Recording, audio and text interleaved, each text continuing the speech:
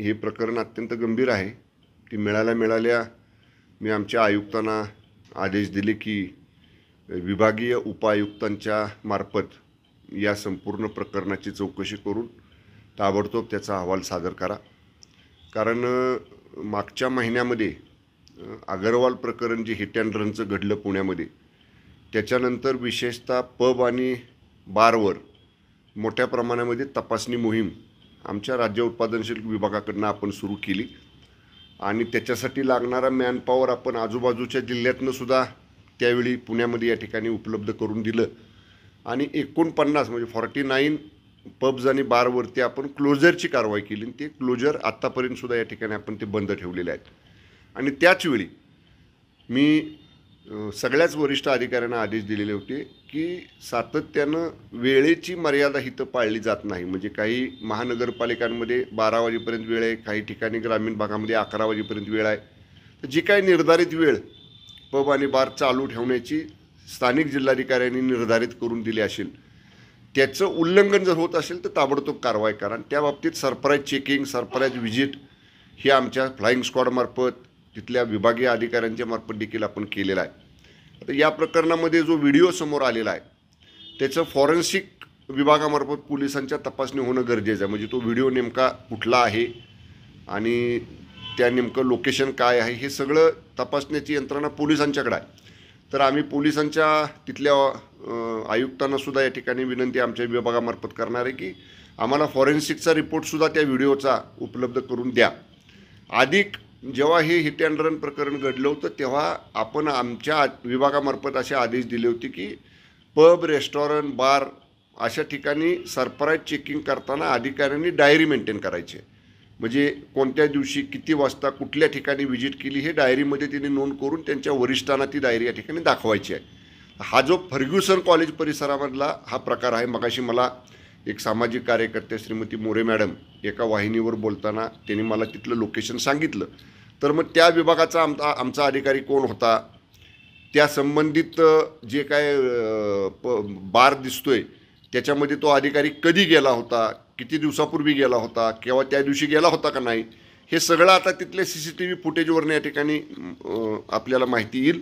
मी आयुक्तांशी त्याच्यानंतर परत एकदा बोललो। आमच्या आयुक्तांनी मला सांगितलेलं आहे की वरिष्ठ अधिकाऱ्यांमार्फत आपण त्याची चौकशी करून लगेचच त्याचा चौकशी अहवाल माझ्याकडे येईल। समजा निग्लिजन्स, हलगर्जीपणा किंवा जाणून बुजून दुर्लक्ष असं जर आमच्या कुठल्या अधिकाऱ्याचं तिथं आढळून आलं तर चौकशी अहवालाच्या आधारे त्याच्यावर कडक कारवाई केली जाईल। साहेब, या प्रकरणामुळे तुमच्यावर काही आरोप आता केले जात आहेत, टीका केल्या जात आहेत। यामध्ये दंगेकर असं म्हणतात की संबंधित हे जे खात्याचे मंत्री आहेत शंभूराज देसाई, त्यांनी हे यामध्ये अपयशी ठरल्याचं एकूणच ते म्हणतात। आम्ही वारंवार याबाबत आवाज उठवला जातोय पण आमचा आवाज दाबवण्याचा प्रयत्न या ठिकाणी केला जातो। बिलकुल कोणाचा आवाज दाबवण्याची गरज नाही। श्रीमती अंधारे ह्या उबाटा गटाच्या प्रवक्त्या आहेत, त्या नेहमीच वाहिनींच्यावरती येऊन या ठिकाणी बोलत असतात।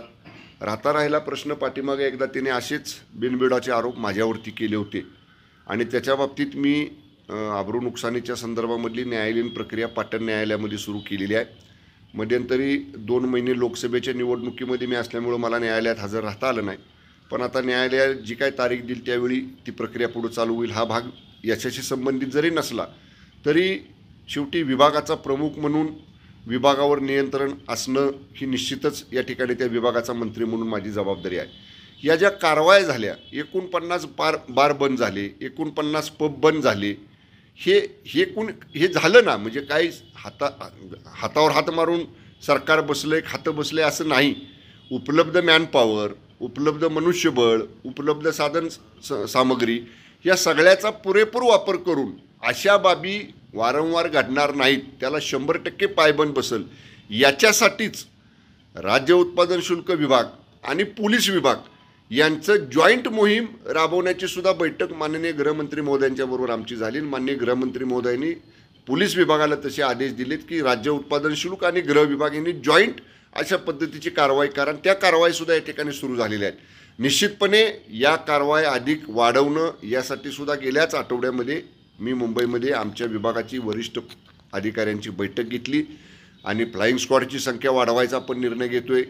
मुळात हे ड्रग्ज येतात कुठून या बाबतीतला सुद्धा मुळाशी जाण्याचा प्रयत्न आमच्या विभागामार्फत या ठिकाणी आपण करतोय. आपण फ्लाइंग स्क्वॉड जशी वाढवतोय राज्यातले एक्साईज विभागाचे, तसंच आपण चेकपोस्टची संख्या सुद्धा वाढवतोय. म्हणजे परक्या राज्यातनं येणारं ड्रग्स कुठून येतंय त्याची चेकपोस्टची संख्या वाढवतोय आणि फिरते चेकपोस्टसुद्धा नव्यानं पहिल्यांदा राज्यामध्ये आपण सुरू करतोय. या सगळ्याचा आराखडा आमच्या वरिष्ठ अधिकाऱ्यांची एक मी समिती नेमलेली आहे. त्या समितीचं पहिली बैठक आमची झाली. त्यांनी मला त्यांचा आराखडा दाखवला. त्याच्यामध्ये काय अधिक सुधारणा करायला मी सांगितल्यात. कदाचित येणाऱ्या 8 दिवसामध्ये या सगळ्या नवीन प्रक्रियेमार्फतसुद्धा अधिक मनुष्यबळ उपलब्ध करून अधिक या सगळ्या फ्लाइंग स्क्वॉडची संख्या वाढवणं, तपासण्या वाढवणं, सरप्राईज व्हिजिट वाढवणं, ड्रग्सच्या मुळाचं रॅकेट कोण आहे तिथपर्यंत पोचणं, या बाबतीतसुद्धा विभागामार्फत कडक भूमिका घेतली जाईल. एक्साईजची अब्रू चव्हाट्यावर आली असं देखील दिलं ना त्याचं उत्तर. आता दिलं ना उत्तर. हे काय तेच उत्तर दिलं ना. तर एक्साईज विभाग काम करत आहे. त्यांनी काय बोलावं आणि त्यांच्या प्रत्येक प्रश्नाला उत्तर द्यावं अशी काय अवस्था नाही. मी एवढं स्पष्टपणानं उत्तर दिलेलं आहे की आम्ही याच्या बाबतीत कडक कारवाई केलेल्या आहेत. इथून पुढे सुद्धा कडक कारवाई करतो आहे. आता असा प्रकार घडल्यानंतर शेवटी प्रत्येकाला ज्याला जशा पद्धतीनं बोलायचं तशा पद्धतीने ते बोलू शकतात. पण या आत्ताच्या ज्या व्हिडिओ क्लिप आलेल्या आहेत त्याच्यामध्ये जो कोणी दोषी असेल आणि जो चौकशी अहवालामध्ये आमच्या पण आणि पोलिसांच्या पण जो कोणी चौकशी अहवालामध्ये दोषी आढळेल त्याच्यावर निश्चितपणे कडक कारवाई केली जाईल. एक्साईज अधिकारी जे आहेत पुण्याचे त्यांच्यावर निलंबनाची कारवाई करावी अशी एक मागणी त्यांनी अजून केली. चौकशी अहवालामध्ये जो कोणी अधिकारी कितीही वरिष्ठ दर्जाचा असू दे, कितीही कनिष्ठ दर्जाचा असू दे, शेवटी एखाद्या अधिकाऱ्यावरती कारवाई करताना त्या कारवाईला काही ग्राउंड्स असले पाहिजेत. चौकशी अहवालामध्ये त्या बाबी ऑन रेकॉर्ड ऑन पेपर पुढं आल्या गेल्या पाहिजेत. आणि म्हणून वरिष्ठ उपआयुक्त दर्जाच्या अधिकाऱ्यामार्फत आपण चौकशी आदेशित केलेली आहे. त्या चौकशीचा अहवाल लवकरच माझ्याकडे येईल. तो आल्या जो कोणी त्या अहवालामध्ये दोषी आढळेल त्याच्यावर निश्चितपणे कारवाई केली जाईल.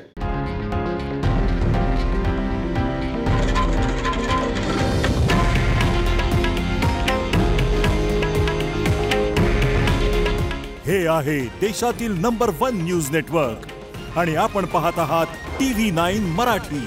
काळजी तुमची, हित महाराष्ट्राचं.